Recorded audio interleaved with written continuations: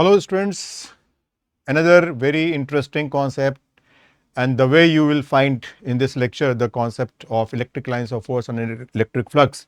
Okay, I hope it will be a kind of new approach to what you might have done it already, right? Electric lines of force and electric flux. थोड़ा नया treatment होगा, अच्छा लगेगा, थोड़ी creativity इसमें नजर आएगी. तो इलेक्ट्रिक लाइंस ऑफ फोर्स है क्या, पहले ये सोचते हैं. देखिए, आज हम लोग बात करते हैं एसआई यूनिट्स की और इलेक्ट्रिक फील्ड एज 1/4 पे epsilon not Q upon R square, ये सारे मैथमेटिकल एक्सप्रेशंस हैं. बट जरा सोचिए कि बहुत पहले शायद तब ये इतनी एग्जैक्ट एक्यूरेट एक्सप्रेशंस नहीं जब हुई होंगी, तो उस समय भी तो कुछ एक आइडिया रहा होगा इलेक्ट्रिक फोर्स का, इलेक्ट्रिक फील्ड का, और किस तरीके से उसको बताया जाता होगा. तो वहाँ पर एक ग्राफिकल मेथड लोगों को स्ट्राइक किया होगा, जो भी फिजिसिस्ट होंगे, जो इस फील्ड में होंगे फिजिक्स में, ग्राफिकल मेथड. तो उन्होंने ग्राफिकल मेथड के जरिए इलेक्ट्रिक फील्ड की स्ट्रेंथ को बताने की कोशिश की. और वही ग्राफिकल मेथड में जो लाइंस हम लोग ड्रॉ करेंगे, इमेजिनरी लाइंस होंगे, ऐसी लाइन कहीं पे एग्जिस्ट नहीं करेगी. ठीक है, ये हमारी अपनी सोच है, हमारी अपनी क्रिएटिविटी है. कुछ वैसे ही है जैसे मान लीजिए, मैं एक एग्जांपल के तौर पे लेता हूं कि सपोज हमें दो कंट्रीज को कंपेयर करना है per capita income and population. ठीक है, और सपोज हमने बार चार्ट के रूप में डिसाइड किया कि इसको करेंगे, बट ये थोड़ा सा मॉडिफाइड बार चार्ट है. उसमें जो विड्थ होगी वो सपोज वो पॉपुलेशन बता रही है, ठीक है, और जो हाइट है मान लीजिए कि वो पर कैपिटा इनकम बता रही है. तो एक कंट्री है जिसका पॉपुलेशन मान लीजिए कि एक्स है, ठीक है, और पर कैपिटा इनकम मान लीजिए कि उसकी वाई है. तो उसके लिए जो ग्राफिकल मेथड में आपने एक बार खड़ा किया, वो ऐसा खड़ा किया, इसकी पॉपुलेशन एक्स थी और पर कैपिटा इनकम वाई है. दूसरा कंट्री है, उसका पॉपुलेशन 3x है, तो उसके लिए मैंने एक अलग सा कलर चूज करते हुए ये 3x बना दिया. और सपोज उसकी पर कैपिटा इनकम काफी कम है, इसकी हाफ है, तो उस केस में जो उसका जो वाई वाला जो पार्ट था वो कम हो गया. तो ये क्या कहा जाए, इसको पिक्टोरियल तरीका कहा जा सकता है कि यदि बता दिया जाए कि भाई वाई क्या रिप्रेजेंट कर रहा है, और मतलब हाइट क्या रिप्रेजेंट कर रहा है, और ये विड्थ क्या रिप्रेजेंट कर रहा है, तो आप कंपेयर करके बता सकते हैं. एग्जैक्ट वैल्यू नहीं मालूम हो, कंपेयर करके बता सकते हैं, ठीक है, कि इसकी पर कैपिटा इनकम उसके डबल है, इसकी पॉपुलेशन इसके ट्रिपल है. तो something similar we will try in case of electric lines of force, जहां पर एग्जाम्पल के तौर पे मैंने एक ये point charge, positive point charge लिया हुआ है, और उसकी वजह से ये लाइंस मैंने ड्रॉ की हैं. अब ये लाइंस ड्रॉ करना और कैसे ड्रॉ करना है, कितनी लाइंस ड्रॉ करनी है, वो हम लोग डिस्कस करेंगे. बट ये लाइंस रिप्रेजेंट क्या कर रही हैं? तो ये लाइंस इलेक्ट्रिक फील्ड रिप्रेजेंट कर रही हैं. किस तरीके से? तो किसी पॉइंट पे जो लाइन वहां से जब पास कर रहा होगा, तो किसी पॉइंट पे जो उस जगह से जो लाइन पास कर रहा है, उस लाइन के ऊपर टेंजेंट जो ड्रॉ करेंगे, the tangent to that electric line of force at that point will give the direction of electric field. ठीक है, तो फिलहाल पॉजिटिव पॉइंट चार्ज के केस में तो हम जानते हैं ना कि भाई ये रेडियली आउटवर्ड्स है, राइट. तो रेडियली आउटवर्ड्स है, तो इसमें तो सोचना ही नहीं है, यहां पे कोई कर्व टाइप की चीज नहीं होगी, सबके सब ऐसे स्ट्रेट लाइंस होंगे. अब यहां पर बीच में कोई पॉइंट नहीं है, इसका मतलब ये नहीं हुआ कि यहां पर इलेक्ट्रिक फील्ड नहीं है. ये तो आपको प्रेजेंस ऑफ माइंड लगाना है कि यहां पर हमने इतनी लाइन ड्रॉ की है. आप सोच सकते हैं कि इस केस में आप चाहते तो 1000 लाइन ड्रॉ कर सकते थे, 10,000 कर सकते थे. और ये 2D सिचुएशन में यहां पर शो किया गया. रियलिटी में क्या होगा कि पॉइंट चार्ज होगा and there will be lines emanating in all directions. ठीक है, और डायरेक्शन की बात होगी. अब दूसरी बात आती है magnitude of electric field, strength of electric field. तो वो जो स्ट्रेंथ होगी वो प्रोपोर्शनल होगी नंबर डेंसिटी ऑफ लाइंस. यदि लाइंस क्लोजर है, इसका मतलब वहां पर रिलेटिवली इलेक्ट्रिक फील्ड का मैग्नीट्यूड ज्यादा है. यदि लाइंस फादर है, रेयरर है, मतलब दूर दूर पे है, तो इसका मतलब वहां पर रिलेटिवली ये कम है. और इसको आप ऐसे भी सोच सकते हैं, यहां पर आप जस्ट सोचिए एक 3D सिचुएशन की कल्पना करते हुए कि यदि मैं यहां पर एक स्फेरिकल सरफेस ले लूं और टोटल नंबर ऑफ लाइंस, भले ही मैंने यहां पर 8 लाइंस ड्रॉ की हैं, लेकिन मान लीजिए कि टोटल नंबर ऑफ लाइंस जो है वो n है, और ये यूनिफॉर्मली स्प्रेड है, यूनिफॉर्मली, 2D में नहीं 3D में. तो उस पूरे स्फेरिकल सरफेस के लिए, अब ये r रेडियस के यदि स्फेरिकल सरफेस है, यदि ये आर रेडियस का स्फेरिकल सरफेस है, ये रेडियस आर है, तो वैसे केस में नंबर डेंसिटी क्या हो जाएगा इन जनरल, तो आप कहेंगे कि number density is n upon 4 pi R square. तो जो इलेक्ट्रिक फील्ड का जो मैग्नीट्यूड है वो इसके प्रोपोर्शनल है, नंबर डेंसिटी के प्रोपोर्शनल है। ठीक है, अब यहां पर एक देखिए बड़ी इंटरेस्टिंग चीज स्ट्राइक कर रही है। अब ये हमने पॉइंट चार्ज स्मॉल क्यू के लिए ये ड्रॉ किया है, राइट। सपोज यहां पर ये चार्ज डबल हो जाए, क्यू की बजाय 2q हो जाता, तो ये एरिया तो चेंज नहीं करता ना। आर डिस्टेंस पे हमें इलेक्ट्रिक फील्ड देखना होता तो आर रेडियस का ही हम स्फेरिकल सरफेस ड्रॉ करते। बट यदि नंबर डेंसिटी फिर भी वही रहती तो इलेक्ट्रिक फील्ड का मैग्नीट्यूड वही रह जाएगा। तो जरा सोचिए, यदि चार्ज डबल होता है और आपको पहले से मालूम है कि इलेक्ट्रिक फील्ड भी डबल हो जाएगा, क्यों? क्योंकि के क्यू बाई आर स्क्वायर, ये आपको पहले से मालूम है कि जो इलेक्ट्रिक फील्ड का जो मैग्नीट्यूड है ये डायरेक्टली प्रोपोर्शनल है उस चार्ज के। इसका मतलब क्या हुआ कि यदि हम 2q का, यदि हम मान लीजिए कि एक electric lines of force represent करें कहीं और 2q का, तो वैसे केस में यहां पर यदि आपने n लाइंस ड्रॉ की हैं तो वहां पर आप 2n line uniformly spread 2n lines draw करेंगे। ठीक है ना। यदि आप सोचिए कि एक डाइपोल यदि आप लेते हैं, एक चार्ज प्लस q है, एक चार्ज माइनस q है, ठीक है, तो इस डाइपोल के केस में कुछ इलेक्ट्रिक लाइंस ऑफ फोर्स कुछ ऐसी होंगी।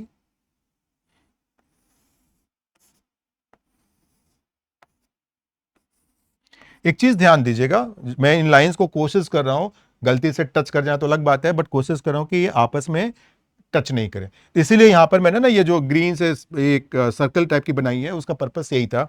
और यहां पे भी आप वैसे ही एक ग्रीन कलर का, या मतलब एक छोटा सा आप ऐसा डॉट रेड सर्कल बना दीजिए ताकि लाइंस उस सर्कल के बाहर से शुरू हो रही हैं ये शो करते हुए। तो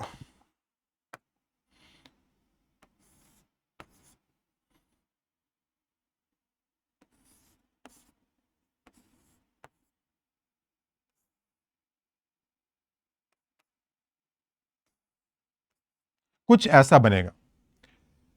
अब देखिए ये प्लस क्यू है और ये माइनस क्यू है, मैग्नीट्यूड वाइज दोनों इक्वल हैं। तो जितनी लाइंस आप यहां पे शो करेंगे ना, जैसे कितनी लाइंस निकल रहे, 1 2 3 4 5 6, तो इसके इर्द गिर्द भी आप लाइंस काउंट करेंगे जो कि इनवर्ट टाइप की है, क्योंकि नेगेटिव चार्ज है। तो 1 2 3 4 5 6।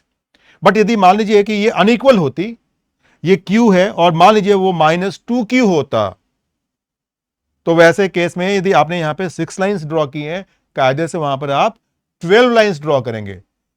तो उन 12 लाइंस में से ऑब्वियसली जो कॉमन वाली तो इक्वली होगी ना, मतलब यहां से निकलकर जो वहां पे खत्म हो रही है, टर्मिनेट हो रही है, वो तो यहां पे यदि 3 निकल के वहां पे टर्मिनेट हो रहा है तो ऑब्वियसली वो 3 होगी। यानी कि बाकी के जो लाइंस बनेंगी, जो मैंने बताया कि यहाँ पे 6 है 6 है तो वहां पे 12 होगा, तो बाकी की जो लाइंस होंगी वो हमें एक्स्ट्रा लाइंस यही ऐसे ऐसे ऐसे ड्रॉ करना पड़ेगा यदि वो अनइक्वल होंगी। तो यदि ये डबल होगा तो there may be question in JEE advance, बहुत ही बेसिक सी चीज होगी, आपको काउंटिंग करना होगा इलेक्ट्रिक लाइंस ऑफ फोर्स का, आपको सिमेट्री देखनी होगी इलेक्ट्रिक लाइंस ऑफ फोर्स का, और वहां से आपको बहुत इंटरेस्टिंग क्वेश्चंस पूछे जा सकते हैं और आपको बताना होगा। सो आइडिया यहां पर क्या था कि जो इलेक्ट्रिक लाइंस ऑफ फोर्स है वो एक हाइपोथेटिकल कर्व है, जिनके किसी पॉइंट पे जो टेंजेंट होगा वो इलेक्ट्रिक फील्ड की डायरेक्शन देगा, और इलेक्ट्रिक फील्ड का जो स्ट्रेंथ होगा that will be given by the number density, number crossing per unit area, that will give you the strength of the electric field. अब ये चीज, इसके साथ कुछ और बेसिक पॉइंट्स हैं, properties of electric lines of force, वो भी अभी हम लोग ब्रीफली डिस्कस कर लेते हैं। तो एक तो ये चीज कि ये ओरिजिनेट करेंगे कहां पे, तो पॉजिटिव चार्ज पे, रेडियली आउटवर्ड, है ना। टर्मिनेट कहां करेंगे, तो टर्मिनेट या तो नेगेटिव चार्ज पे करेंगे और नहीं तो इन्फिनिटी पे करेंगे। कोई नेगेटिव चार्ज नहीं है, मान लीजिए है ही नहीं, एक पॉजिटिव पॉइंट चार्ज है और कुछ नहीं है, तो ये चार लाइंस ऑफ फोर्सेस कहां तक जाएंगी, तो ये इन्फिनिटी तक जाएंगे। तो they originate at positive charge, terminate at negative और at infinity, that is one thing. बाकी आप मैग्नीट्यूड और स्ट्रेंथ का तो जान ही चुके हैं। और एक और चीज कि ये कहीं पे कभी भी कट नहीं करेंगे एक दूसरे को। क्यों भाई? क्योंकि कट करने का मतलब ये है, इंटरसेक्ट करने का मतलब ये है कि एक ही जगह पे आपको दो डायरेक्शंस मिल रही हैं इलेक्ट्रिक फील्ड की, जो कि पॉसिबल नहीं है, एक पॉइंट पे एक ही डायरेक्शन होगा, ठीक है। और यही वजह है कि यहां पर इनको कट करते हुए नहीं दिखलाया गया है, मतलब थोड़ा डिटेल्स में कभी बाद में डिस्कस करेंगे, राइट। तो बट एग्जैक्ट मेथड जो होगा उसमें कभी भी हम एक डॉट से बिल्कुल शुरू नहीं करेंगे, we show it like this, याद रखिएगा। और एक और इंपॉर्टेंट कैरेक्टरिस्टिक है, बट उसमें ध्यान क्या रखना है कि हम जब इलेक्ट्रोस्टैटिक्स में इलेक्ट्रिक फील्ड की बात करेंगे, क्योंकि आगे चल के एक और इलेक्ट्रिक फील्ड आने वाला है, कब, जब हम लोग इलेक्ट्रोमैग्नेटिक इंडक्शन में जाएंगे। इलेक्ट्रोस्टैटिक्स में जो इलेक्ट्रिक फील्ड होगा, वहां पर जो इलेक्ट्रिक लाइंस ऑफ फोर्स होंगी, वो कभी भी क्लोज लूप नहीं बनाएंगे। क्लोज लूप बनाने का मतलब यह हो जाता है कि क्लोज्ड पाथ में वर्क डन हो सकता है, लेकिन इलेक्ट्रिक फील्ड यहां पे जो हम लोग पढ़ रहे हैं, ये एक कंजर्वेटिव फील्ड है, जिसमें कि क्लोज्ड पाथ में वर्क डन जीरो होगा। क्लोज्ड पाथ में वर्क डन जीरो होगा, that is the definition, that is the statement, ठीक है। मतलब एक पॉइंट से जब वापस आप उसी पॉइंट पे आते हो, आप ऐसा सोचो, अभी थोड़ी देर पहले किसी और वीडियो लेक्चर में आपने सुना होगा कि जो work done by electrostatic field है, that is equal to minus delta U, है ना, negative of change in potential energy. तो यदि क्लोज्ड पाथ में वर्क, यदि मान लीजिए कि हम सेम पॉइंट पे वापस आ जाते हैं, तो पोटेंशियल एनर्जी में तो कोई चेंज हुआ नहीं, और जब पोटेंशियल एनर्जी में भी चेंज नहीं हुआ तो वर्क डन कहां से हो गया। So work done by this electric field for a closed path is zero, so electric lines of force will not form close loop in electrostatics, ठीक है। सो ये बेसिक कुछ प्रॉपर्टीज थी। अब जो हम लोग बात करेंगे वो इलेक्ट्रिक फ्लक्स की करेंगे। अब इलेक्ट्रिक फ्लक्स नाम में थोड़ा सा डिफरेंट है, बट बहुत बड़ी चीज नहीं है। आप ऐसा समझिए कि यूनिट एरिया से जो इलेक्ट्रिक फील्ड निकला, इलेक्ट्रिक लाइंस ऑफ फोर्स निकली यूनिट एरिया से, है ना, नंबर डेंसिटी, उसको हमने क्या बोला कि it is representing electric field in magnitude, right. अब यूनिट एरिया के बजाय हम उसी एरिया को बड़ा कर देते हैं, थोड़ा लार्जर एरिया ले लेते हैं, और उस लार्जर एरिया से जो total number of lines pass कर रही होंगी, हम कह सकते हैं कि that is electric flux. Electric flux के प्रोपोर्शनल है। यदि एग्जैक्टली इलेक्ट्रिक फ्लक्स नहीं कहना चाहते आप कह दीजिए कि वो इलेक्ट्रिक फ्लक्स के प्रोपोर्शनल है। तो किसी भी एरिया से जो total number of lines pass कर रही हैं, मतलब ये कि जैसे यहां पर यदि total number of lines n थी और हमने एक स्फेरिकल सरफेस लिया, तो इस स्फेरिकल सरफेस के अपर हाफ से कितनी लाइंस पास करेंगी, we can say n/2। n is large, remember that, है ना। ऐसा नहीं है कि n को हम 4 लेंगे और मतलब कुछ अजीब सा रिजल्ट आ जाएगा, वैसा नहीं करें। n is very large, electric field तो हर जगह पे है, राइट। यहां पर हम यहां पे 1000 लाइंस ड्रॉ करते करते इस लेक्चर को ही 3 घंटे का नहीं कर सकते, इसलिए इतनी लाइंस ड्रॉ की है, but you have to think that n is very large, तभी जाकर इट विल मेक सेंस। तो आधे सरफेस से कितना लाइन पास करेगा, n/2। क्यों, सिमेट्री के हिसाब से सोचिए आप, 1/4 सरफेस से n/4। तो हम क्या कहेंगे कि जो फ्लक्स है वो नंबर ऑफ लाइंस के प्रोपोर्शनल है। अब यहां पर एक बहुत ही इंपॉर्टेंट रिजल्ट आता है, यदि flux is nothing but number of lines crossing some area, तो यदि मैं इस पूरे सरफेस की बात करूं, इस क्लोज्ड सरफेस की बात करूं, तो उस क्लोज्ड सरफेस से, इस पॉइंट चार्ज से जितनी भी लाइंस निकलेंगी वो सब की सब निकलेंगी। और ये नंबर ऑफ लाइंस क्या रिप्रेजेंट कर रही थी, याद कीजिए, थोड़ी देर पहले हमने क्या कहा था कि यदि Q में n है, तो 2Q वाले चार्ज में कितनी लाइंस ऑफ फोर्स होंगी, 2n होंगी। यानी कि ये जो चार्ज है, this charge is proportional to n,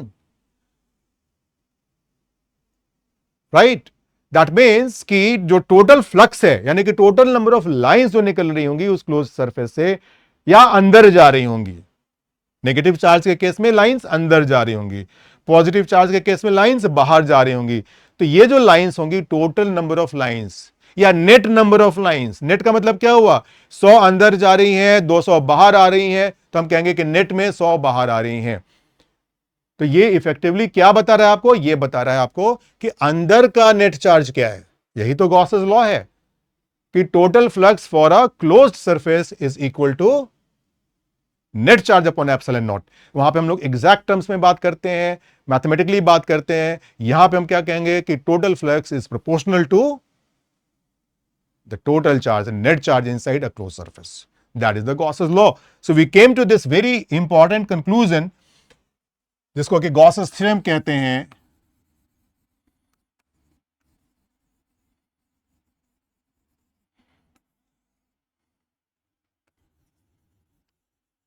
total electric flux over a closed surface